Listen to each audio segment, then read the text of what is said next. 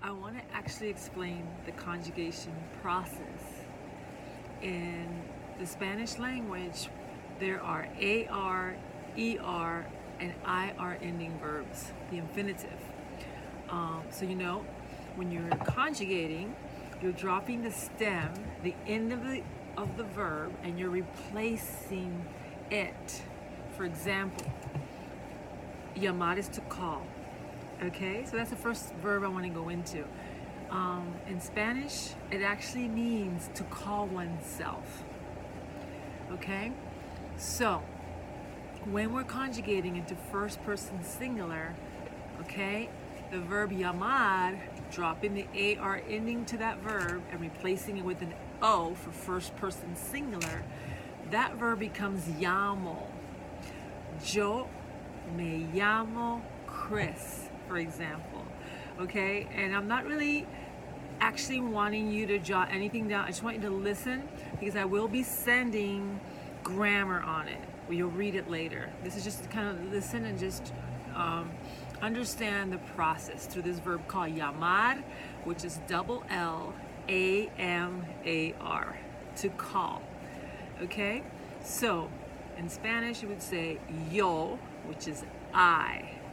Yo is I. Me is the pronoun first person singular, llamo. Now this is a reflexive verb. You don't have to worry about that for right now. For right now, we know that the pronoun me is taking place before of that conjugation process. So you're saying yo, Y-O is I, yo, me, M-E, llamo gets replaced first person singular, Chris. Yo me llamo Chris. Second person singular, the verb is replaced with AS ending. So, what is second person? Do. T-U with an accent mark. Without an accent mark, it becomes possessive. We're not talking about possessive form right now. We're talking about second person singular. You. So, tú te llamas Jen, for example. Notice that the pronoun now for second person becomes te. Tú te llamas Jen. Now remember I said earlier, I said that it's to call oneself. So what you really are saying in Spanish directly is, I call myself Chris. You call yourself Jen. Okay, so far we've conjugated first and second person. Tú, T-U, te, T-E, llamas, double L-A-M-A-S, Jen. You see that? Llamo, llamas is a conjugation form for that verb. Okay? Third singular.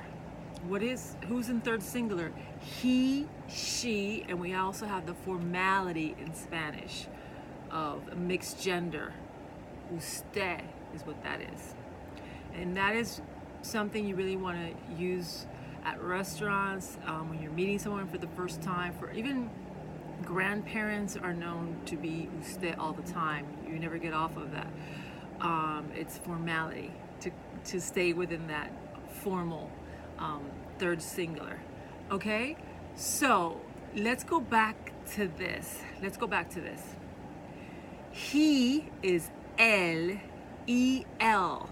There's an E accent mark to show el. If it isn't an accent mark, it's the definite form, which is the. And we're not talking about the and followed by a noun. We're talking about he. So it's E-L with an accent mark. She is ella. E-L-L-A is ella, she. And then we have usted, which is O-S-T-E-D. Now we have our third people there, don't we?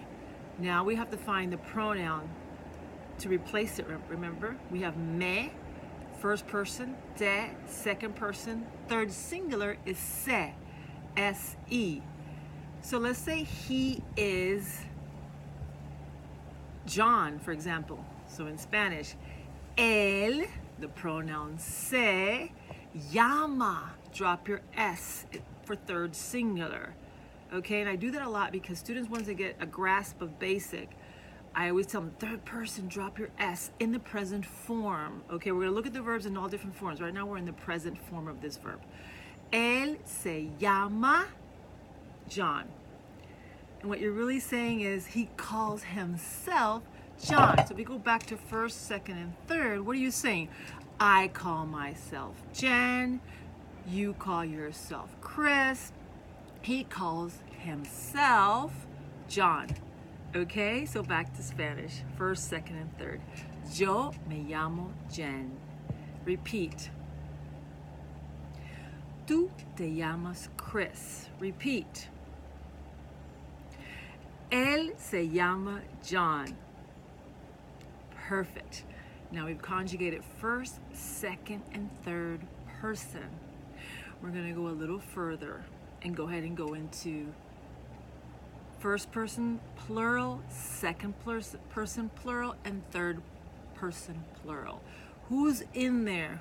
We. Okay, in Spanish is nosotros for mixed gender or males. Only females is AS. Okay, and we know that there's a gender factor in almost every adjective, now all this in Spanish, even possessive forms, demonstrative adjectives, all this reflect on gender. The book is el, so therefore it's going to be followed by demonstrative adjective. The is there. Es ese libro, that book, in the masculine form, because the book is a masculine noun. We're not even going to go there. We're just going to break this up now. But I just wanted to bring that up. Okay, so we call ourselves Mitchell family, maybe.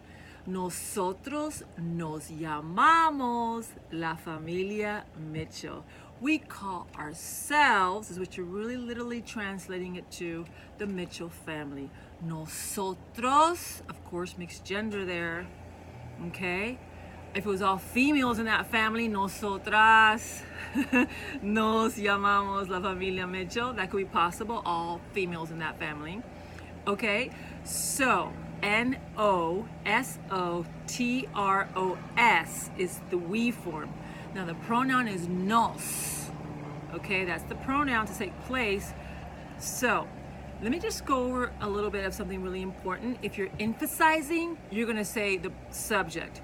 Yo, tú, él, we, to stress it with emphasis.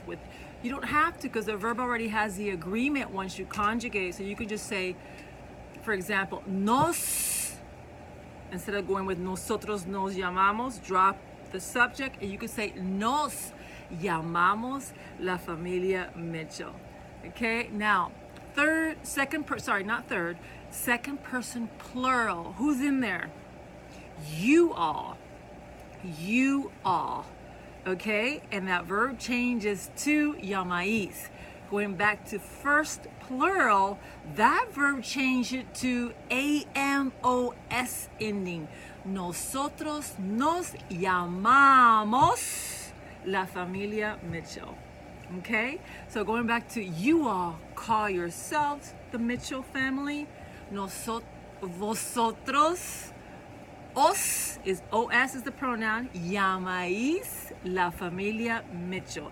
You call yourselves, or you all call yourselves the Mitchell family.